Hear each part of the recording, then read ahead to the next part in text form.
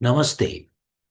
आजको यो छोटो भिडियोमा म मकवानपुर जिल्लामा स्वर्ण महोत्सव एवं रजत महोत्सव मनाउँदै गरेका चार विद्यालयहरू र ती विद्यालयहरूसँग मेरो आत्मीयताका सन्दर्भमा छोटो कुराकानी गर्ने प्रयत्न गरिराखेको छु।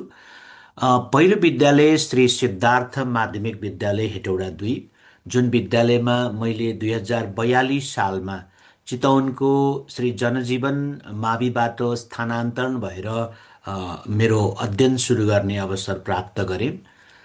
तत्कालीन अवस्थामा विद्यालयमा गोकुल लाल श्रेष्ठ प्रधानाध्यापक हुनुहुन्थ्यो। उहाँ अत्यन्त परिश्रमी व्यक्तित्व हुनुहुन्थ्यो। उहाँको अभिभावकत्वमा मैले हुर्कने अवसर प्राप्त गरेँ। दास सर, जसले कार्यालय सञ्चालन र लेखा विषय अध्यापन गराउनुहुन्थ्यो, उहाँको छत्रछायामा हुर्कने अवसर मलाई मिल्यो। यसै गरी घिसिङ सरको कडा अनुशासन, शम्भु सर, भवानी सरको अङ्ग्रेजी अध्यापन, अनिता म्याडमको विज्ञान, हेम सर, नरेश सरको गणित, निर्मल सरको मुस्कान, माया र साहित्य अनि गौरी सरको पञ्चायत तथा नागरिक जीवनका कक्षाहरूले मलाई राम्रो आकृति दियो।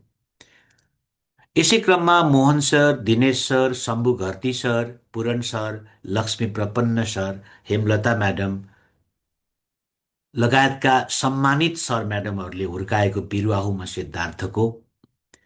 नवीन, सागर, सुमन, सुनिल, सुरेन्द्र, सुदीप, सुभाष, शिशिर, श्याम, मदन, सरोज, विमल, राजकिशोर, शर्मिला, स्विटी, श्रीदेवी आदि साथीहरूसँग खेल्दै हुर्कँदै म सिद्धार्थमा रमाएँ। साँच्चै सिद्धार्थले मलाई शैक्षिक जीवनको एउटा बलियो जग दियो। सोही जगमा आज म अडेको छु। सिद्धार्थको स्वर्ण महोत्सवको अवसरमा स्वर्ण महोत्सव सफलताको शुभकामनाका साथ मन, वचन र कर्मले सहयोग गर्न चाहन्छु। स्वर्ण महोत्सव मनाउने अर्को विद्यालय मकवानपुरको श्री श्रमिक माध्यमिक विद्यालय हेटौडा 4 कर्रा। मैले 2047 सालमा 19 वर्षको कलिलो उमेरमा मेरो शिक्षण जीवन प्रारम्भ गरेको विद्यालय हो। शिक्षण पेसा के हो भन्ने थाहा नै नभएको समयमा शिक्षण पेसाको रहर भरिदिने श्रमिक माध्यमिक विद्यालय, तत्कालीन Dhanlal sir, Gandhi sir, Keshav sir, Mangal Krishna Manandhar sir लगायत सहकर्मी साथीहरू Basu sir, Sahadev sir, Ram Ekwal sir, Kumar sir, Yadav sir, Anju madam, Subhadra madam, Ganga madam, Rita madam लगायतको साथीहरूलाई उत्तिकै सम्झन्छु आज। श्रमिक माविले मेरो शिक्षण पेसाको बलियो जग दिएको छ।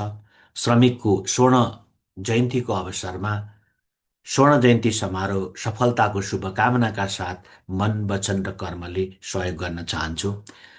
यसै गरी तेस्रो विद्यालय श्री प्रगति माध्यमिक विद्यालय हेटौडा 9 पशुपतिनगर मेरो स्थायी शिक्षण पेसाको सुरुवाती विद्यालय, जसमा मैले 2051 देखि 2068 सम्म 17 वर्ष सेवा गरेँ।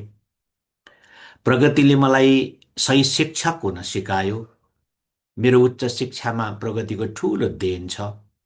विद्यालयका प्रहरू विष्णु सुवेदी तथा केशव श्रेष्ठको अभिभावकत्व एवं तत्कालीन विद्यालय व्यवस्थापन समितिका पदाधिकारीज्यूहरू आदरणीय अनन्त दाई, सीताराम दाई, राधेश्याम दाई, गायत्री भाउजू लगायतको बलियो अभिभावकत्वबाट मैले आँट, भरोसा र सहयोग प्राप्त गरेको छु।